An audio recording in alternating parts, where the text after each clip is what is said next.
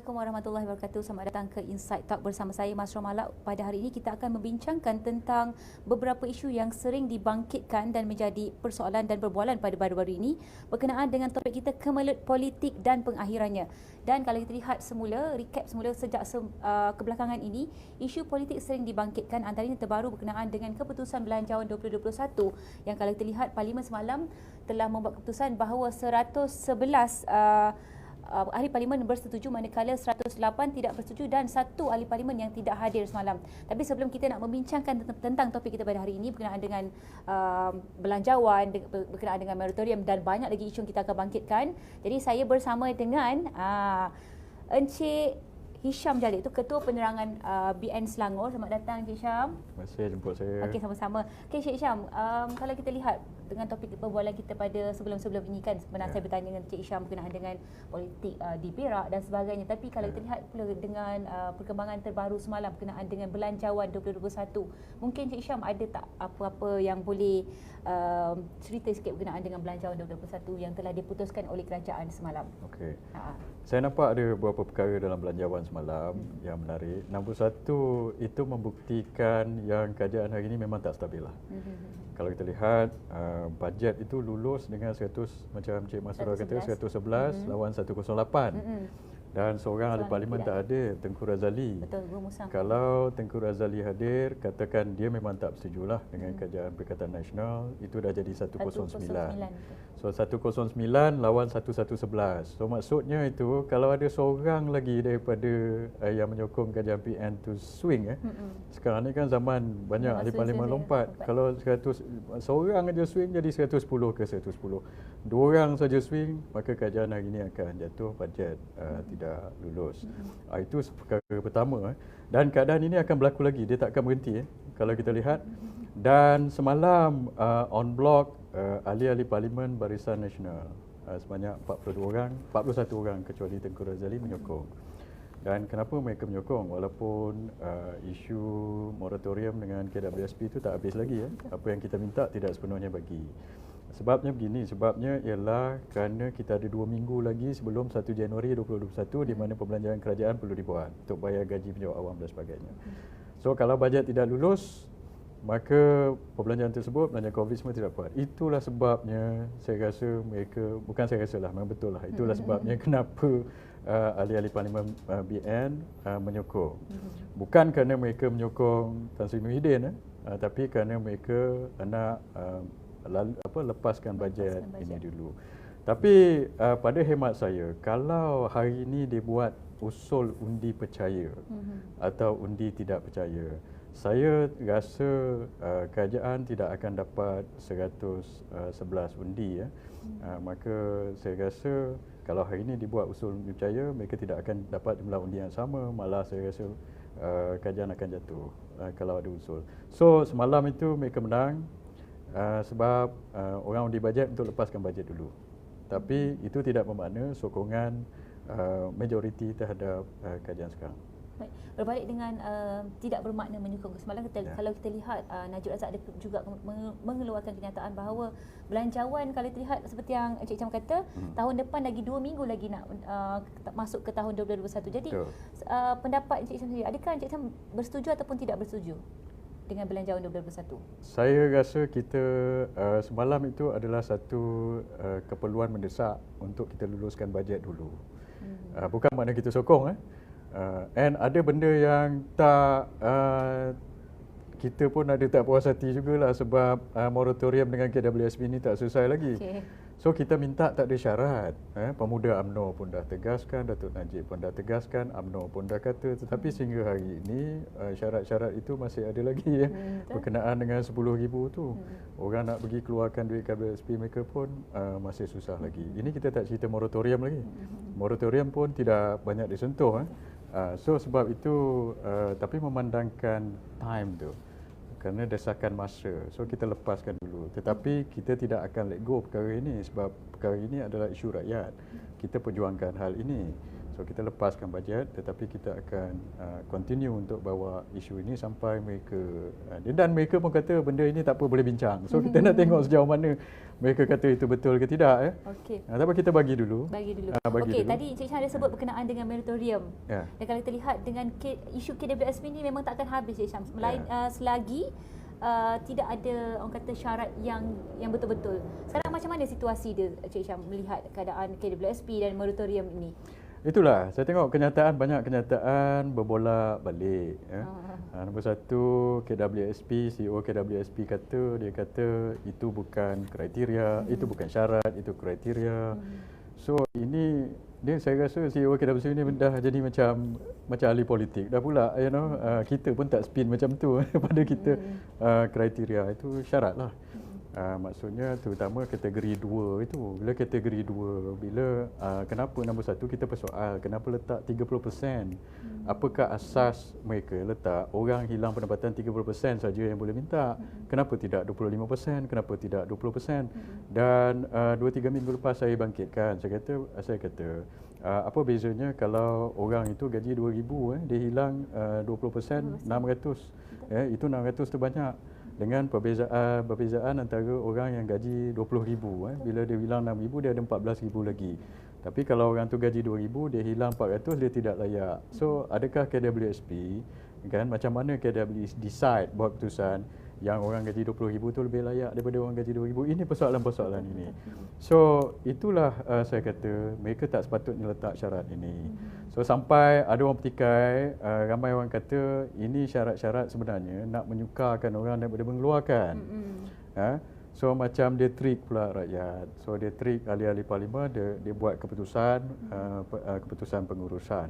Dan keputusan pengurusan KWSP ini di dalam kajian KWSP ini bawah Kementerian Kewangan ini tidak selari dengan apa yang dibincang dalam parlimen. Parlimen itu tempat mesyuarat yang paling tertinggi di Malaysia. Kalau parlimen dah decide begitu, dah dipersetujui, siapa pula pengurusan KWSP untuk override keputusan yang telah dibuat di parlimen? Sebab itu kita masih tidak berpuas hati dengan isu ini.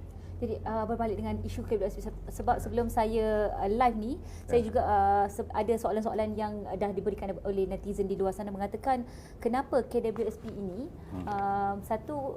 dimasukkan dalam belanjawan 2021, kenapa tidak kerajaan sendiri yang memberi bantuan kepada, contohlah Makcik Kia ni tak ada KWSP, tak pernah pun mencarum dalam KWSP, tapi dia terjejas dan affected dan perniagaan dia pun terjejas. Tapi tiada bantuan yang diberikan oleh kerajaan. Macam mana pula dengan situasi yang seperti itu? Okey, dia ada kaitan tu.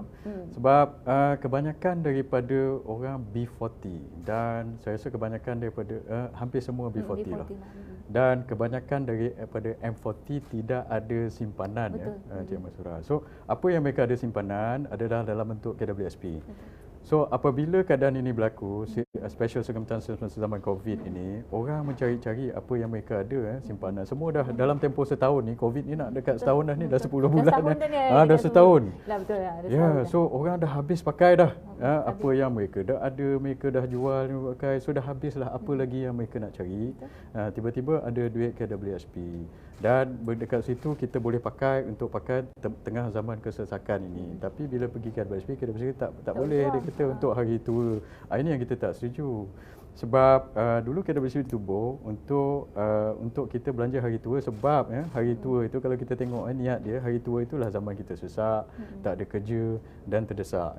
Tapi sekarang orang tak ada hari tua pun dah tersesak dan terdesak. So ketika inilah people ataupun orang memerlukan duit KWSP ini. Tapi sebab yang dibagi oleh kerajaan dan sebab yang dibagi oleh KWSP itu pun tak masuk akal. Dia kata untuk digunakan untuk pelaburan dia. So seolah-olah pelaburan dia adalah lebih penting daripada orang yang nak makan kerana untuk pakai duit yang nak makan. So sebab itu kita kata sebab pun tak masuk akal. Dan bila dia tanya langkah-langkah apa, kita dah bagi cadangan. Datuk Najib dah bagi cadangan, saya sendiri dah bagi cadangan. Saya sebut bulan lepas berkenaan dengan bond kerajaan. Datuk Najib pun dah elaborate pasal isu ini. Separuh daripada pegangan KWSP itu dalam bentuk bond kerajaan. Kita tak perlu cairkan dengan jual aset-aset lain, saham ke apa semua tak payah. Kita pulangkan balik atau jualkan sementara bond kerajaan ni kepada bank negara. Dan pada ketika ini interest rate rendah. So bila interest rate rendah, harga bond ini pun tinggi. Kalau kita jual pun KWSP ada sikit on paper punya ini pun dekat situ. Dan benda ini very liquid. Ini tidak menjadi masalah. Dan kalau nak kira Menteri Kewangan pun dah sebut dalam parlimen, dia kata ini melibatkan 70 bilion. 70 bilion daripada aset KWSP dekat 1 trilion. Lebih kurang 7% saja. So dia dah sebut 70 bilion, tapi dengan ada kategori nombor 2 ini, saya rasa tak sampai separuh daripada 70 bilion yang dikeluarkan. So apa yang dikata dalam parlimen dengan apa yang dibuatnya itu lain. So ini menjadi masalah. Betul. Dan tadi sorry saya sambung pasal Makcik Kiah tadi ya. Makcik Kiah ni macam ni, walaupun Makcik Kiah tak ada KWSP, tetapi Makcik Kiah ni berniaga. Bila dia berniaga, sekarang ni masalahnya banyak orang tak nampak dari isu ini ya. Tuan Mahathir pun tak, saya rasa zaman dia lain ya. Dia sebut nak jadi Asian Tiger. Zaman dia tu lain. So KWSP sebut pasal pelaburan dan sebagainya. Tapi sekarang ekonomi kita dipacu oleh demand side. Bukannya supply side. So zaman Mahathir dia kata buat pacak kilang, buat FDI, buat pelaburan ekonomi kan tak jadi ini. So supply dah banyak. Kalau Cik Masrul tengok sekarang ni lebih ramai orang berniaga daripada orang membeli. So sebenarnya ekonomi kita bermasalah sebab demand side, demand itu tak ada. So Makcik Kiah yang berniaga di tepi jalan tu, dia berniaga, makin ramai orang berniaga kuih, berniaga makanan sekarang ni, tapi pembelinya tak ada, kurang sebab apa? Orang tak ada cash. Orang tengok masa depan macam mana nak dapat pendapatan. So bila the prospect ataupun the expectation of the future mereka rasa kabur, orang tidak akan berbelanja. So bila dia tak belanja, Makcik Kiah ni pun mana nak dapat sumber pendapatan ya. Sebab itu saya tengok Datuk Najib dan UMNO dan saya sendiri buat cadangan untuk pengeluaran KWSP ini. Kenapa? Bukan kita buat saja-saja saja. Ini bukan dasar yang popular. Sebabnya bila orang keluarkan KWSP ini 10,000 seorang. Nombor satu, mereka bukannya nak simpan duit ni buat bantal. Mereka perlukan duit ini. Mereka akan berbelanja. Bila mereka berbelanja, dia will create demand in the market. So bila mereka keluar, mereka beli makanan, Makcik Kiah pun akan mendapat dia punya kesan daripada situ. Tapi kalau kerajaan sibuk nak buat spend on kata buat pelaburan saja, supply dah banyak, supply dah oversupply sekarang ni, demand yang tak ada. So they create more supply dalam abundant supply market. Dia tidak tengok demand itu ya pada orang. Itu yang tidak menjadi ini. So ini yang saya kata ya, sebab itu saya sokong cadangan Datuk Najib, sebab saya rasa Datuk Najib faham berkenaan ini. Orang-orang macam Mahathir dia tak faham. Sebab itu dulu masa Datuk Najib kata cash is king ya. Orang Mahathir salah tafsir ya. Mahathir kata ini sebab nak bagi orang duit. Itu bukan. Cash is king ni maksudnya kita bagi kepercayaan pada rakyat untuk spend duit dia sendiri. Ya, kita tak macam Mahathir suruh buat kupon lah apa. So saya tengok between kita bagi cash kepada rakyat dengan Mahathir suruh ikat perut, saya rasa pertimbanglah yang mana yang bagus yang kita sekarang. So kalau kita keluarkan KWSP, maka kita boleh stimulate demand side of the economy itu untuk membetulkan ekonomi. Bukannya teori ekonomi supply side lah apa benda semua itu dulu. So itu yang kita perlu buat sekarang. Baik, berbalik dengan soalan KWSP semua kita dah sentuh. Kalau kita lihat belanjawan 2021 memperuntukkan sebanyak 322.5 bilion ringgit, di mana 17 bilion tu dimasukkan dalam bantuan COVID. Tetapi portion yang dikatakan sebelum ni, saya ada interview pakar ekonomi mengatakan bahawa portion yang diagihkan, kenapa pihak kerajaan diberikan ataupun pihak-pihak kerajaan diberikan bonus, sedangkan yang bekerja ataupun makcik-makcik ataupun pakcik-pakcik yang dah lama tidak bekerja tidak diberikan bantuan lain. Kenapa saluran, adakah portion yang portion bantuan untuk belanjawan 2021 ini tidak diberikan secara betul? Macam mana pendapat? Betul. Itulah satu lagi masalahnya ya. Dia peruntukkan berbilion-bilion untuk ini, tapi kerajaan decide siapa yang dia nak bagi, dia melalui mana dan sebagainya. So sebab itu saya kata dulu benda ini kerajaan sekarang ni mengamalkan dasar paternalistik. Paternalistik ni maksudnya macam kerajaan tahu apa keperluan rakyat. Kita dulu kita tak paternalistik sangat, sebab itu kita bagi BRIM. Bila kita bagi BRIM, orang itu decide sendiri apa dia nak belanja, sebab dia tahulah kesusahan dia. Tapi sekarang kerajaan decide, oh puak ni yang memerlukan bantuan. Lepas tu dia perlukan bantuan pula. Oh, dia perlukan apa? Dia perlukan baju, dia perlukan ini tidak betul. Kita dulu bagi bikin BRIM, rakyat tahu apa dia nak pakai. Sebab dia tahu dia nak baiki jala memancing ke, dia nak beli pakaian ke, dia nak beli baju anak sekolah ke, kita bagi cash. Yang sekarang untuk bantuan tunai itu tak banyak, tapi dia bagi melalui ini. Sebab itu juga kita suruh keluar KWSP. Keluar KWSP sekarang ni pula government pun decide juga. Oh, awak kurang 30% tak cukup 30% kurang pendapatan. So maksudnya awak tak susah. So kerajaan di atas boleh tahu 30 juta rakyat apa kesenangan mereka, ini tak betul pada saya. Sebab itu pembahagian bajet ni daripada segi prinsipalnya pun dah tak betul dekat situ. So kita tidak boleh ada satu dasar yang terlampau paternalistik sekarang ni. Paternalistik dalam bahasa Melayu keabahan lah. So abah je tahu 30 juta rakyat nak memerlukan apa. Ini tak betul. Ya. So kita kena bagi kepercayaan pada rakyat. Saya dulu macam ada pula propaganda yang katakan, oh kita bagi 10,000 orang yang nak beli iPhone 12 lah, orang yang nak beli ini. Saya tak rasa rakyat bodoh macam itu. PS5 lah. Ya, mereka kena bagi percaya pada rakyat. Kalau orang itu Makcik Kia ada anak 4, ada anak 5, takkanlah dia dapat 10,000 katakan, ataupun orang dapat 10,000 beli kuih dia dapat keuntungan sikit. Dia pun bertanggungjawab. Dia pun tahu takkanlah dia dapat duit sikit itu nak beli iPhone 12.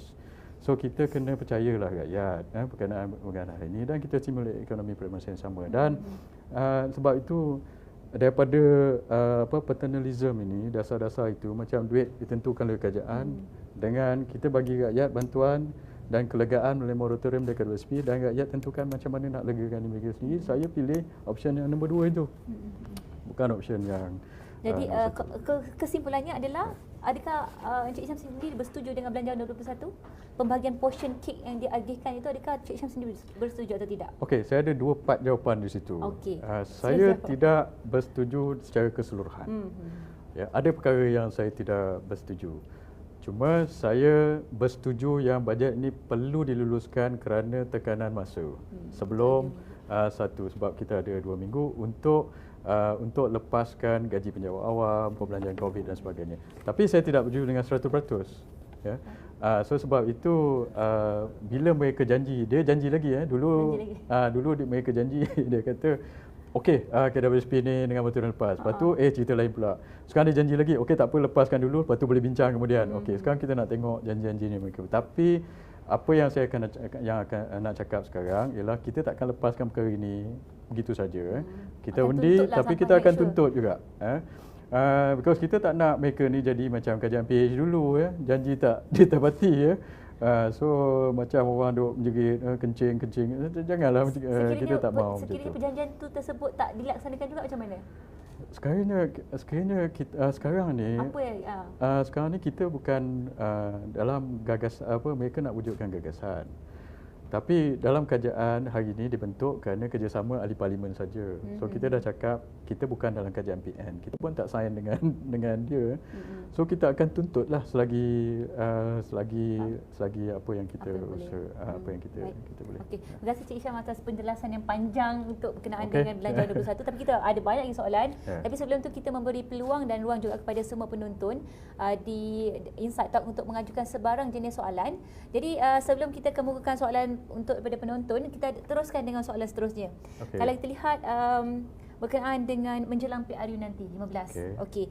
Bagaimana pula dengan kerjasama UMNO, PKR dan juga DAP? UMNO, PKR dengan DAP. Okey. UMNO nombor 1 saya nak jawab DAP part. Ini jelas. Ini pendapat saya pucuk pimpinan itu inilah pendapat saya ialah saya tak rasa UMNO akan bekerjasama dengan DAP. Di Perak itu yang kita nampak DAP yang offer, kita tak minta. So bila dia offer kita pertimbanglah, dan bila kita timbang kita decide no, itu saja. Sebab terlampau banyak sangat ketidaksamaan daripada ideologi dan sebagainya antara DAP. So penyatuan itu tidak akan it's not practical, it's not viable, tidak akan berlaku. So dengan DAP ni tak jadi, bukan tak jadi, saya rasa tidak akan berlaku lah. Tidak akan berlaku.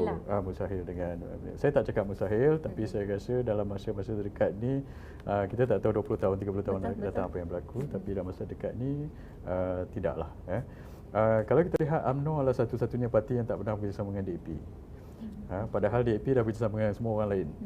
Dan parti-parti lain pun, PPBM, PKR, even PAS pernah bekerjasama dengan DAP, kita tak pernah.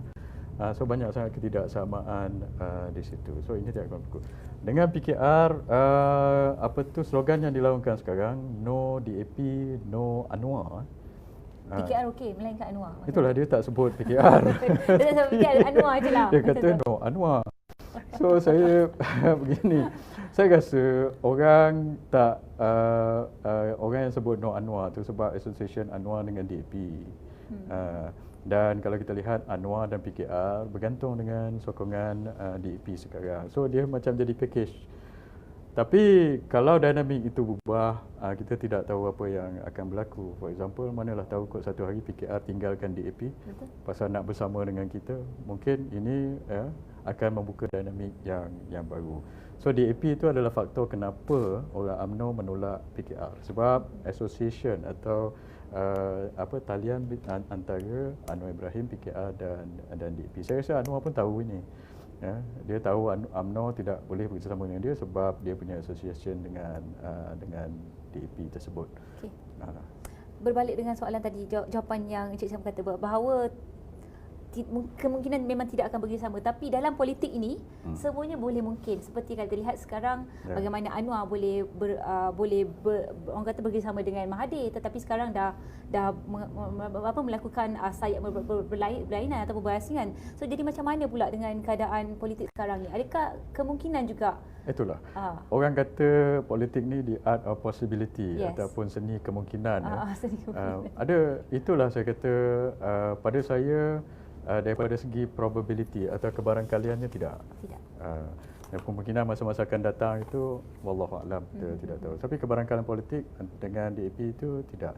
Dengan PKR dengan Anwar itu bergantung pada mereka. Kalau saya rasa kalau mereka tinggalkan DAP, mungkin itu akan sejuk sikit hati orang UMNO.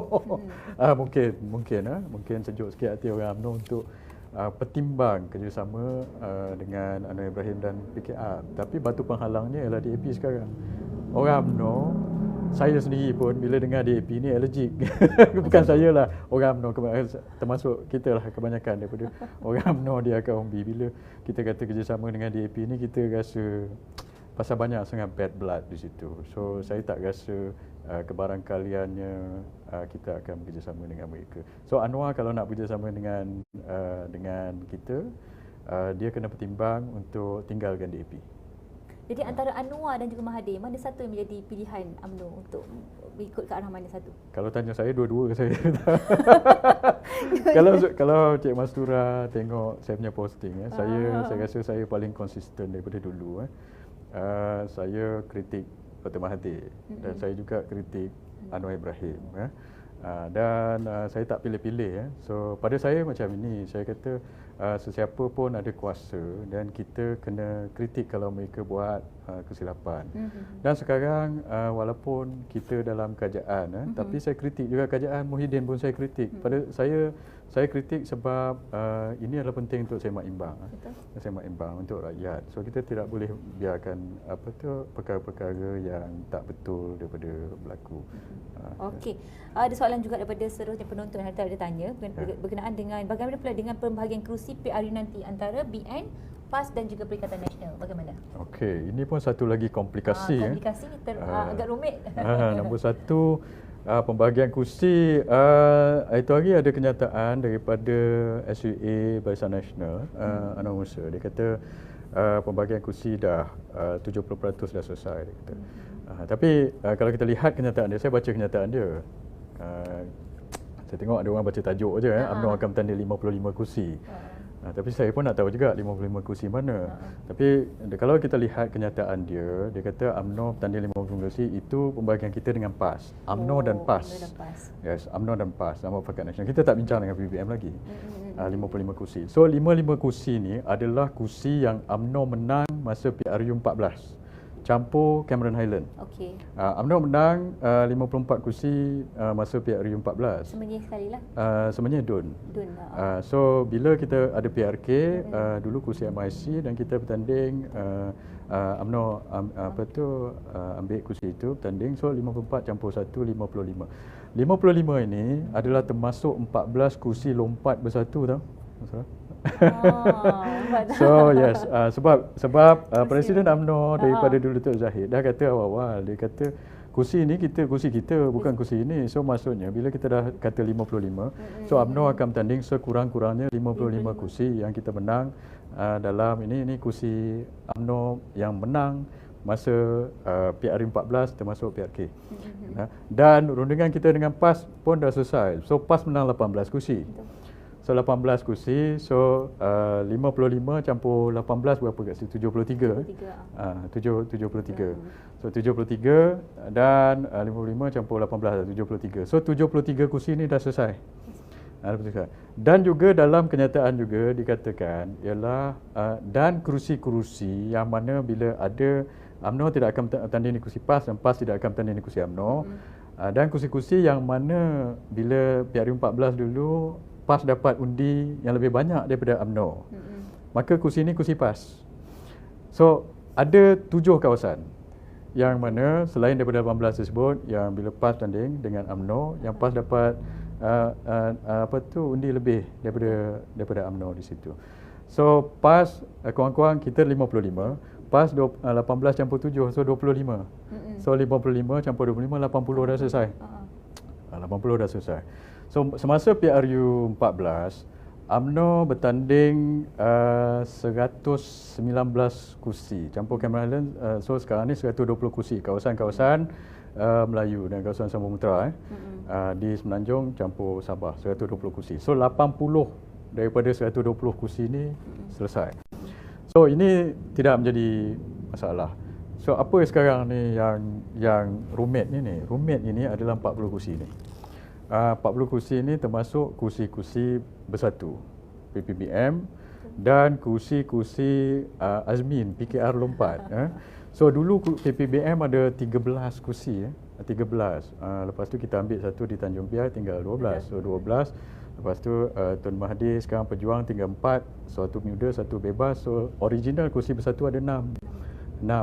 Dan campur semua 12 lah PPBM dan 11 kursi. So 12 campur 11 23. So 23 kursi ni siapa nak bertanding? Kita tak buat keputusan lagi Belum buat keputusan lagi. Dulu UMNO bertanding kawasan ini. So pada saya kalau nak secara ringkas Encik Mastura, saya kata UMNO perlu bertanding sekurang-kurangnya 95 kursi. 95 kursi. Tadi dah 80. Tadi 120 tolak 25 kursi. So kita kena bertanding 95 kursi sekurang-kurangnya daripada dulu yang kita bertanding. Dan kenapa saya kata begini? Bukan sebab kita tamak kursi dan sebagainya. Sebabnya begini, sebab kita nak menang PRU 15 dan kita nak menewaskan PH. 40 kursi tadi yang mana dituntut oleh PPBM dan juga geng-geng Azmin Ali ni PKR yang lompat. Ini kursi risiko. Kalau kita tengok, pasal saya dah buat kira-kira ni, kita dah buat kajian, bukan kita cakap saja. Bukan kita cakap saja. Dan kalau kita lihat 12 kursi yang PPBM ada awal yang dah pecah jadi Pejuang apa semua ni. 12 kursi ni dulu mereka dapat undi lebih daripada separuh daripada undi mereka adalah undi daripada bukan Melayu, daripada kaum Cina dan India. Lebih daripada separuh. Saya kira daripada PPBM punya existing kursi di Semenanjung mereka dapat 300,000 undi. 300,000 undi campur-campur semua. Daripada 300,000 undi ni, undi daripada kaum Cina 160,000 lebih. Dengan kaum India so mereka dapat daripada undi-undi lain tu 120,000 saja. So kalau mereka bertanding sekarang, orang yang undi mereka dulu masa PRU 14 tak undi mereka lagi sekarang.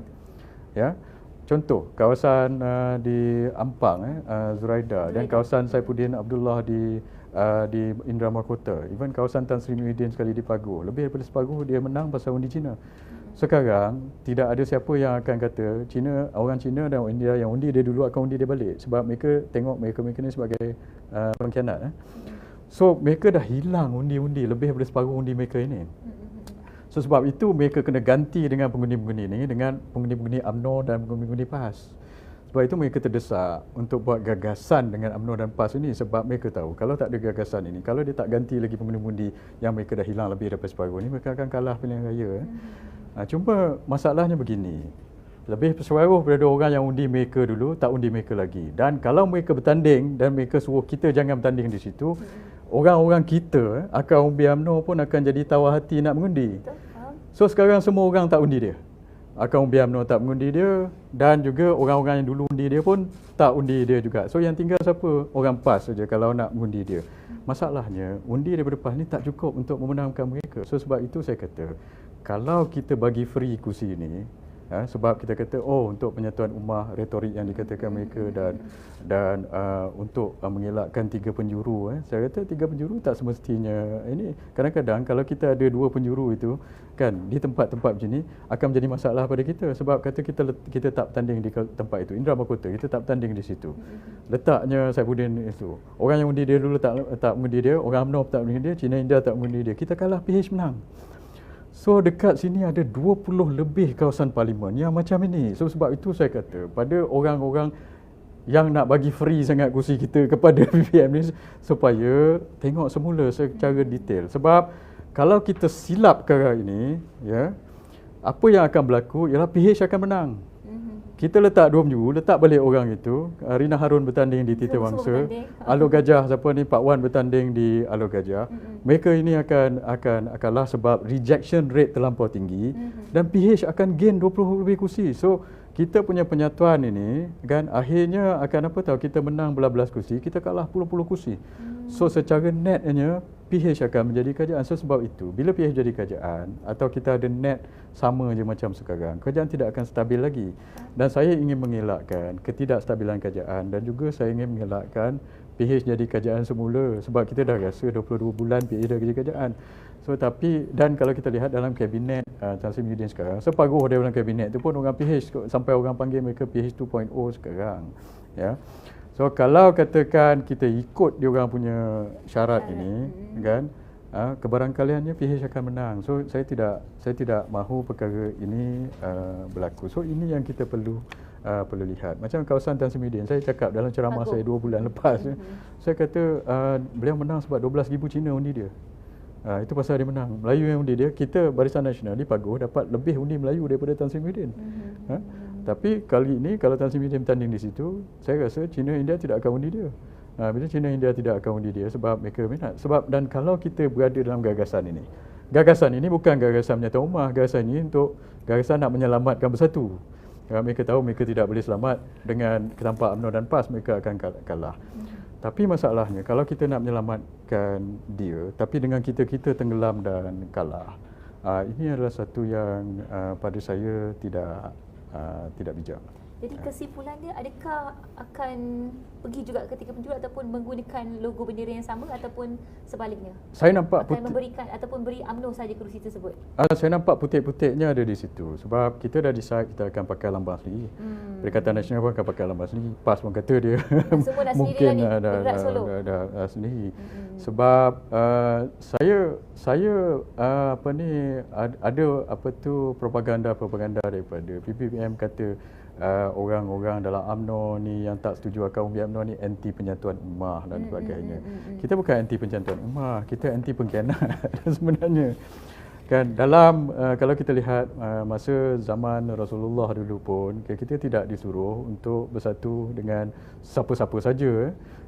Dengan orang munafik kita tidak boleh bersatu, dengan orang murtad kita tak boleh ini. So kita kena tengok sebab macam-macam cara orang nak masuk dan meruntuhkan kita. So kita tidak boleh jadi naif di situ. So kita kena berhati-hati. So sebab itu saya kata dalam ini kita nak menyatukan ummah, tapi kita kena tengok formula yang baik, dan kita kena bijak dalam hal ini. Baik. Sebenarnya kan kita ada banyak soalan dan sekarang dah dekat 40 minit. Sebelum tersebut ada soalan daripada penonton. Mungkin soalannya agak panas sikitlah, dia kata, kenapa takut dengan DAP? BN cuba pecahkan PKR dengan DAP? Soalan dia. BN cuba pecahkan PKR dengan DAP. BN cuba pecahkan PKR dan DAP. Okey, saya rasa dia bukan soal berani atau takut dan sebagainya. Soalnya adalah soal practicality dan feasibility ataupun kebolehan sesuatu benda itu untuk kita ini. Kalau ideologinya berlainan, dan ideologinya dah lepas tu akar umbi pun tidak menyokong. Saya tak rasa ada kebarangkalian kita boleh bersatu dengan DAP. So kebanyakan daripada orang UMNO, daripada kepimpinan sehinggalah akar umbi masih lagi was-was dengan DAP ini. So sebab itu saya kata kebarangkalian ni dalam masa terdekat ni tidaklah. Okey. Kita ada soalan seterusnya berkenaan dengan mungkin soalan terakhir ni daripada berkenaan dengan Kemelut Politik Perak. Kemudian Perak, saya rasa benda ni dah berlalu. Kita berlalu. Kita mungkin boleh sebut touch and go sikit bahagian politik Perak ni. Macam mana keadaan sekarang kalau kita lihat dengan keadaan yang DAP menawarkan untuk bantuan bla bla bla dan kemudian Sultan Nazrin pun ada mengatakan bahawa sepatutnya tidak patut dilakukan perkara sedemikian di Perak. Mungkin boleh ceritakan sikit dan mungkin berikan penjelasan sedikit berkenaan dengan politik Kemelut Perak ni. Okey, saya sentuh politik Perak ni sebab dia ada pentingnya kat situ walaupun benda ni dah berlalu. Sebab Perak ni adalah microcosm pada satu negara in terms of political instability. Sebab dulu dah berlaku pertukaran kerajaan sebab orang lompat parti. Dan kali ni lepas itu masa lepas PRU 14, semasa PRU 14 sebenarnya UMNO ada 27 kursi, 3 kursi je short untuk bentuk kerajaan. Tapi apa yang berlaku ialah Peja ataupun Faizal Zumu dia pergi tarik 2 orang aduan UMNO untuk sertai EVBM, lepas tu dia membentuk kerajaan dengan DAP. So itulah mulanya.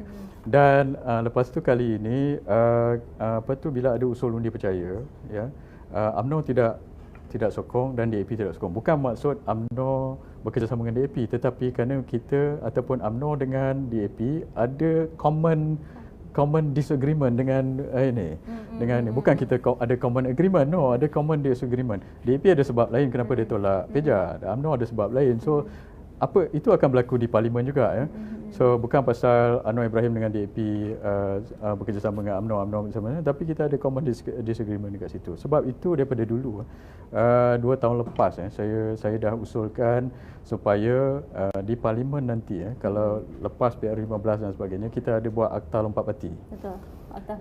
Dulu 2 tahun lepas saya sebut dalam satu ceramah Muafakat Nasional di Pulau Pinang, saya usulkan benda ini. Sekarang ni benda ini dulu tak ada orang nampak, sebab tu yang lompat parti orang UMNO masuk bersatu. So tak ada orang kisah. Sekarang bila PH jatuh sebab ada ahli parlimen lompat parti, benda ini naik semula.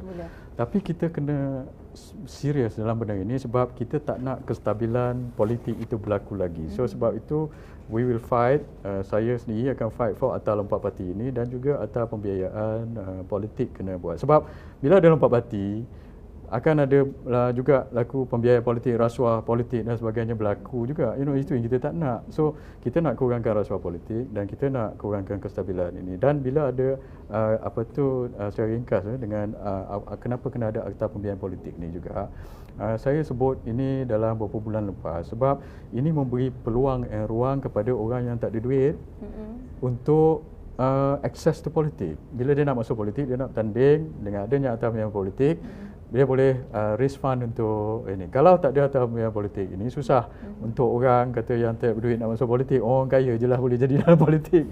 So sebab itu saya kata benda ini dua ini yang perlu diselesaikan, dan apa yang berlaku di Perak itu adalah signal kepada kesilapan politik yang berlaku di seluruh negara, dan kita kena elakkan benda ini berlaku. Dan pengakhirannya saya rasa apa-apa pun kita kena ada PRU 15 sebab mungkin lepas COVID ini reda. Kajian hari ini adalah kajian COVID. Yes. So kajian COVID, mereka menangani COVID, apabila COVID nanti reda, jatuh, dan mereka pun saya rasa akan jatuh juga. Kalau tak ada COVID, bulan 2 lepas kita dah ada PRU 15. Okey, kita ada soalan daripada Roslan Yan, tak silap. Salam Tuan Hisham, berapa peratus kemenangan BN yang Tuan percaya jika BN bergerak secara solo? Berapa peratus?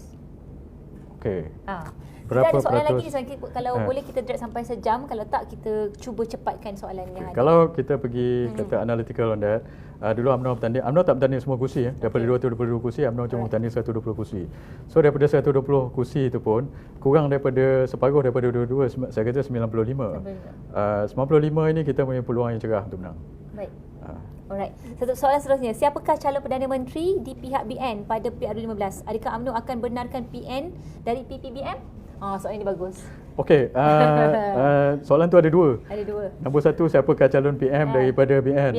Yang ini saya tak mau jawab sebab saya serah pada Encik Minan. Okey. Soalan kedua itu, adakah kita akan benarkan calon PM daripada PBM? Jawapan saya kategori tidak. Sebab bila kita PBM ni parti kecil, kalau parti kecil diberi kuasa yang besar, dia akan wujudkan tidak keseimbangan lagi. Tak ada equilibrium kat situ. Bila tak ada keseimbangan, tak ada equilibrium, dan berlaku tidak. So kalau kita lihat dalam sejarah, kalau ada golongan yang kecil bukan kuasa, nombor satu yang dibuat akan pecah perintah sebab dia nak kekalkan kuasa dia dan akan berlaku horse trading dan sebagainya. Seperti yang sekarang berlaku? Akan berlaku seperti yang sekarang. So sebab itu kita tidak boleh benarkan PBBM jadi Perdana Menteri. Dulu Tun Mahathir, orang yang kuat dalam politik pun 22 bulan je boleh tahan sebab parti dia kecil, ada 13 ahli parlimen. So sebab itu untuk kestabilan Malaysia, PBBM tidak boleh jadi Perdana Menteri. Siapa agak-agak calon? Saya cuba korek sikit lah. Mungkin boleh bagi dua nama antara calon yang Encik Isham rasa sendiri layak untuk soalan tu je saya akan reserve lah saya punya komen. Dua je calon antara yang layak. Tak apa, terima kasih. Terima kasih. Saya cuba untuk dapatkan jawapan, tapi Encik Isham tak nak bagi. Tak apa, kita tunggu. Saya punya favourite tapi boleh agak. Siapa favourite? Kalau gitu saya tak nak tanya siapa calon PM. Siapa favourite Encik Isham? Kriteria dia begini saya tak nak sebut nama, tapi favorite. kriteria dia beliau kena biasa menguruskan krisis dan juga punya pengalaman dan pengetahuan. Nombor satu, boleh menangani keadaan ekonomi lah. Adakah Najib Razak lagi? Tak apalah. Saya cuba untuk memberikan jawapan, tapi alhamdulillah sekarang kita dah dapat senyuman dia, kita dah tahu jawapan, tapi tak tahulah, wallahualam. Tapi seterusnya saya minta maaf soalan panas, sabar merah muka Encik Isham. Okey, sebelum kita penutup Encik Isham, soalan seterusnya, PAS nanti nak ke mana? Dengan UMNO ataupun Bersatu?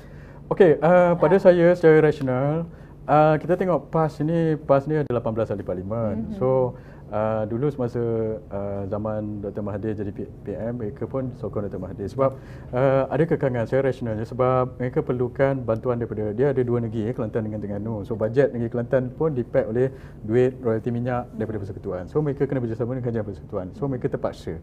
Kalau mereka tak bekerjasama, maka bajet mereka tidak ada. So tidak ada pada rakyat Terengganu dan Kelantan juga. So saya faham akan hal ini. Sekarang Muhyiddin jadi Perdana Menteri, mereka bersama.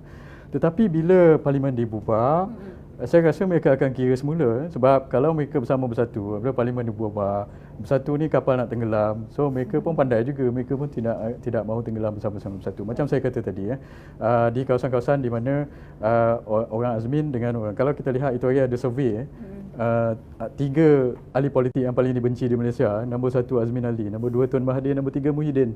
Ada satu survey saya tengok dibuat. So bila label kajian PN ini, dia punya labeling apa, pengkhianat dalam tu, pelompat parti dalam tu, macam-macam hal ada dalam tu.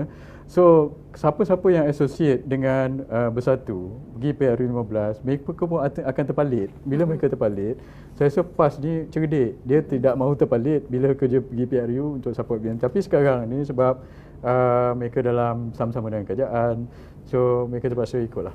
Tapi saya rasa bila berubah parlimen, mereka akan kira lain. Itu jawapan saya. Tadi saya kata last, saya minta maaf sebab ni dia kata dia janji last. Last, okey. Kata janji saya pun last. jawab cepat-cepat. Cepat kata. Assalamualaikum Tuan Hisham. Pada pandangan Tuan, adakah kekuatan UMNO dan BN masih kekal sama jika PAS kekal ingin bersama dengan Perikatan Nasional? Okey, BN daripada dulu lepas Perikatan Nasional kita bertanding under BN lah. So sebenarnya kalau kali ni 15 kita pergi BN sama dalam macam PRU 15. Kita kursi yang kita menang 55 tu kita maintain, dan ada possibility yang kita boleh gain lagi kursi-kursi yang dulu daripada PAN. Sebabnya apa? Sebab Bersatu dulu menang, Bersatu, PAN dan PKR banyak menang dulu sebab apa? Sebab pecah undi dan juga sebab orang Cina support dia. Sekarang orang Cina tak lagi support Bersatu. So sebenarnya kursi-kursi Bersatu 13 ini, sebenarnya kalau kita bertanding lawan mereka, kita boleh ambil balik. So undi-undi PAS di 13 kawasan ini tidak cukup untuk support Bersatu untuk menang di kawasan-kawasan ini. So kalau kita lihat 55 campur 13, kita dah ada 68 dekat situ. Okey, terima kasih. Itulah secara ringkas. Itu harap dah menjawab soalan yang daripada penonton tadi ya. Saya punya director pun dah kata cut. Sebab kita mungkin ada masa lagi tapi dah tak ada. Berapa minit dah? Berapa minit tadi kita? Okey, dah 43. Mungkin Encik Director, last soalan boleh? Pasal isu Selangor ke apa tak ada? Okey, boleh juga kalau nak masukkan, tapi adalah soalan kata apakah isu UMNO gagasan besar hanya untuk kepimpinan bersatu, kata pemimpin UMNO. Adakah ini benar? Ya benar, saya dah cakap tadi sebab bersatu sekarang terdesak. Tanpa sokongan UMNO dengan PAS mereka tidak akan berjaya menang. Okey. Last soalan untuk berkenaan dengan Selangor. Selangor saya nak sebut satu Selangor nombor satu. Saya bagi peluang. Selangor ni dah lama sangat kajian PKR pemerintah, tapi mereka tak selesaikan banyak masalah ya. Cukai semakin tinggi, isu air. Kalau kita lihat 400,000 kejadian keputusan perkara di negara Malaysia berlaku tetapi lebih daripada sekarang 250,000 berlaku di negeri Selangor. Dia kata Selangor negeri maju, tapi macam mana investor nak masuk kalau air pun tak ada, kilang-kilang tak akan beroperasi kalau air tak ada. So benda basic seperti ini yang perlu mereka selesaikan kan dahulu.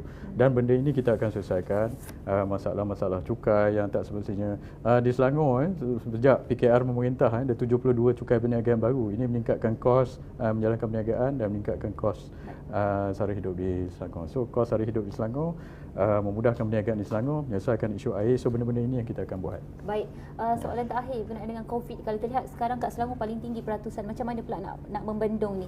Ini satu lagi hal. Kejadiannya 2-3 hari lepas 1,200, tapi itu di Kelang kerana di glove factory top glove factory. So kita kekang di situlah tapi di Selangor ini juga rakyatnya ramai so bila rakyatnya ramai, sebab itu kita kena berhati-hati, masih perlu buat penjarakan sosial dan sebagainya. So saya juga tengah perhati dengan dasar kajian dia buka semua sekarang ni kan. So saya kena tengok ada pakar-pakar kata COVID akan naik balik. So saya harap benda itu tidak berlaku. Terima kasih Encik Hisham atas semua penjelasan hari ini.